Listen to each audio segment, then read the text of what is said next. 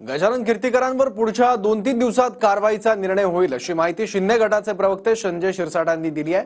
ठाकरे गटाचे उमेदवार अमोल कीर्तीकरांना मदत केल्याची शंका आता शिंदे गटानेही व्यक्त केली आहे। पाहूयात। आमच्याकडे जी काही समिती आहे त्या समितीकडे हे प्रकरण गेलेलं आहे आणि त्याच्यावर मला वाटतं 2-3 दिवसांमध्ये निर्णय सुद्धा होईल। शिंदेंच्या शिवसेनेचे प्रवक्ते संजय शिरसाटांनी स्पष्ट शब्दात सांगितलं की गजानन कीर्तीकरांवर कारवाईबाबत 2-3 दिवसात निर्णय होईल। ठाकरे गटाचे उमेदवार अमोल कीर्तीकरांना मदत करण्यावरून गजानन कीर्तीकरांबद्दल संशय असं शिंदे गटाने पहिलाच म्हटलंय। कीर्तीकरांनी ती भूमिका का घेतली याबद्दल सर्वांना संशय आहे। आपल्या मुलाच्या उमेदवारीबद्दल त्यांनी भाष्य करायलाच नको होतं। उबाठा गटाने केलेला ती गेम तो त्यांच्या अंगलट आलेला आहे। त्यांच्याच घरातून उमेदवारी देऊन घरामध्ये भांडणं कशी लागतील किंवा त्यांना मजबुरीने यांचं काम कसं करावं लागेल असा हा तो डाव होता। आमच्याकडे जी काही समिती आहे त्या समितीकडे हे प्रकरण गेलेलं आहे आणि त्याच्यावर मला वाटतं 2-3 दिवसांमध्ये निर्णय सुद्धा होईल। त्यांना माहीत आहे की शिंदे गटामध्ये राहून आपलं काही होणार नाही आणि मग ते कुठेतरी ह्या अशा हे चालूच असतं। परंतु खात्रीने सांगतो की गजानन कीर्तीकर जे म्हणाले ते राईट म्हणाले। त्यांचा मुलगा आहे आणि त्यांना माहीत आहे त्यांचा मुलगा प्रचंड बहुमताने जिंकणार आहे आणि म्हणून त्यांनी तो मुलाला दिलेला आशीर्वाद आहे। याबाबत कोणीही काही जरी बोललं तरी निलंबनाची कारवाई केली नाही केली तरी गजानन कीर्तीकरांचं काही नुकसान होणार नाही।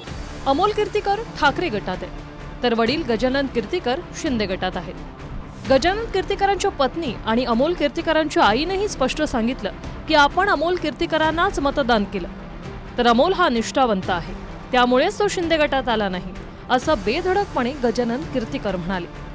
त्यावरून शिंदे गटानं समितीकडे प्रकरण गेलं असून कारवाईचे संकेत दिलेत। त्यांना अमोलच्या विरोधात मी नाहीये। त्यांचं म्हणणं असं होतं की बाबा मी जेव्हा पक्ष सोडला तो पक्ष सोडायला नाही पाहिजे होता।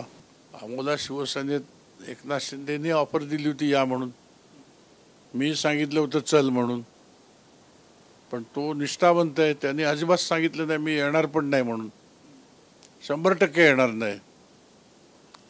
त्याला ऑफर दिली, त्याला सांगितलं MLC करतो, हे करतो, ते करतो, एवढं सगळं आमिष दाखवून देखील तो आला नाही। तो अमोल काय जाणार सोडून, एकदम कणखरा आहे तो। गजानन कीर्तीकरांवरून भाजपनेही निशाणा साधला।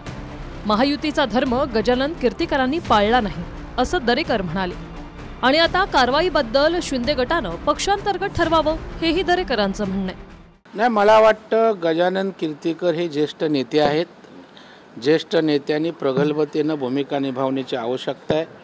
कुणालाही त्यांच्यावर टीका करणाऱ्याने सुद्धा मला वाटतं पक्षाच्या चौकटीत 4 भिंतीत त्या ठिकाणी चर्चा व्हावी आणि त्या प्रश्नाचं उत्तर त्या ठिकाणी काढावं, परंतु महायुतीमध्ये वितुष्ट होईल अशा प्रकारचे आरोप प्रत्यारोप मला वाटतं कुणीच करता कामा नये।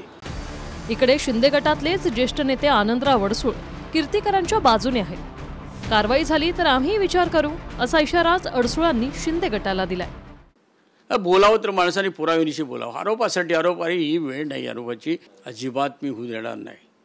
आणि अशा चुकीच्या कारवाया कोणाच्या तर बोलण्यावरून सांगण्यावरून होणार असतील तर आम्हाला पण विचार करावा लागेल। भाजपचे नेते ज्या पद्धतीने बोलत आहेत त्यावरून त्यांना गजानन कीर्तीकरांवर कारवाईची अपेक्षा आहे। आता 2 ते 3 दिवसात काय कारवाई होते दिसेलच।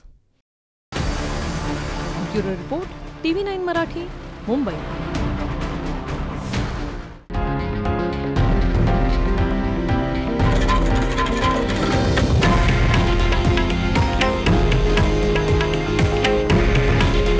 हे आहे देशातील नंबर 1 न्यूज नेटवर्क आणि आपण पाहत आहात TV9 मराठी। काळजी तुमची, हित महाराष्ट्राचं।